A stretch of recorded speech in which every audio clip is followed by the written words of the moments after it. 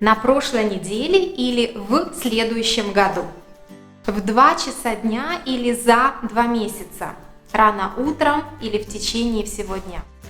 Все выражения времени в русском языке можно условно поделить на 2 типа конструкций: на момент времени и на продолжительность времени. Первый тип отвечает на вопрос «когда?». Второй тип на вопрос «как долго?» или «сколько времени?».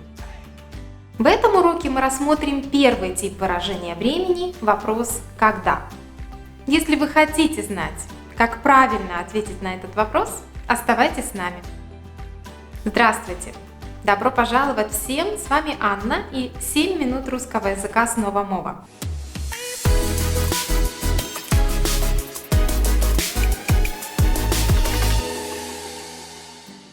Сегодня мы будем говорить о том, как правильно ответить на вопрос «когда?». Мы поговорим о таких выражениях времени, как день, неделя, месяц, число, год и время года. Давайте начнем со времени года. Итак, какие 4 времени года у нас есть? Это зима, весна, лето и осень. Когда мы отвечаем на вопрос «когда?», мы изменяем эти слова так, как если бы мы использовали творительный падеж существительного. Когда? Зимой, весной, летом, осенью. Это наречие, но форма очень похожа на форму творительного падежа существительных. Например, какое сейчас время года? Сейчас весна. Когда цветут деревья? Весной. По такому же принципу при ответе на вопрос «когда» изменяется и время суток в русском языке. Что? Утро. Когда? Утром. День? Днем. Вечер? Вечером. Ночь? Ночью. Мы можем сказать рано и поздно, например, рано утром и поздно вечером. Например, сейчас утро, вопрос «когда у тебя встреча?»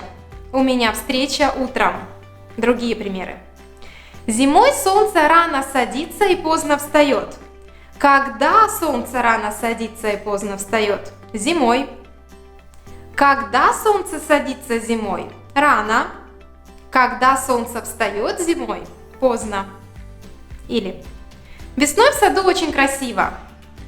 Когда в саду очень красиво? Весной. Или летом мы часто слышим, как поют птицы. Когда поют птицы? Летом.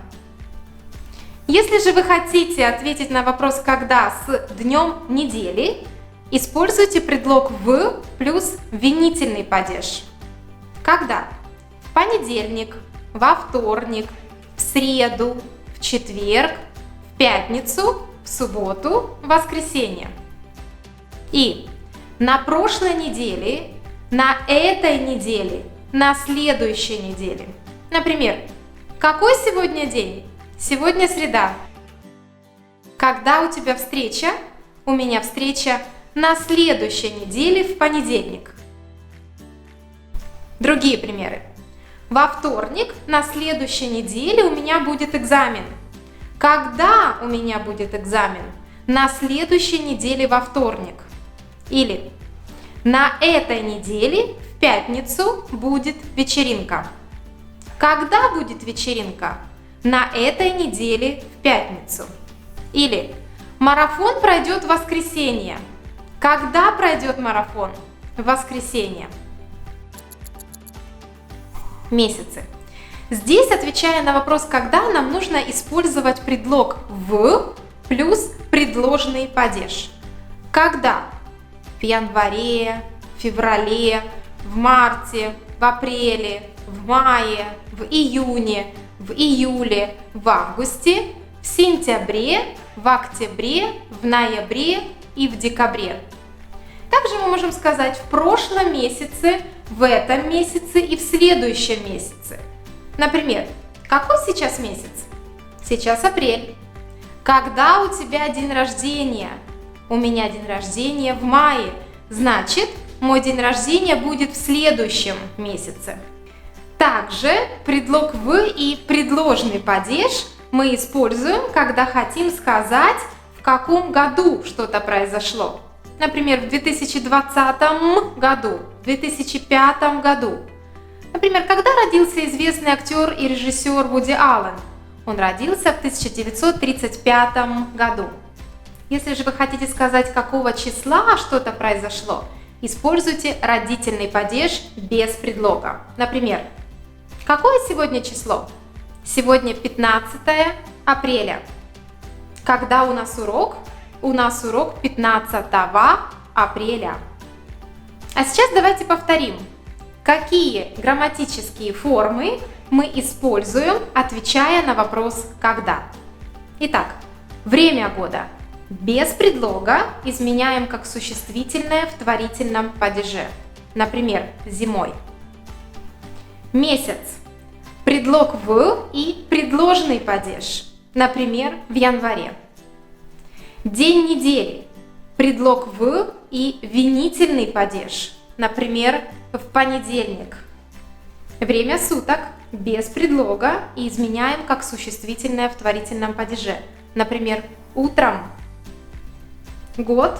Предлог «в» и предложный падеж. Например, в 2020 году. Дата без предлога в родительном падеже. Например, 5 марта. Дата плюс год – все в родительном падеже без предлога. Например, 5 марта 2020 года. А сейчас давайте потренируемся. Я задам вам вопросы. Пожалуйста, ответьте на них вслух. Затем проверьте себя, услышав правильный вариант. Выполните это упражнение столько раз, сколько вам нужно, чтобы не сделать ни единой ошибки. Итак, мой вопрос. Когда родился Александр Сергеевич Пушкин? Вы видите дату рождения на своем экране. И вопрос номер 1. В какое время года? Правильно, он родился летом. Вопрос номер 2. В каком месяце? Правильно, в июне. Вопрос номер 3. В какой день недели?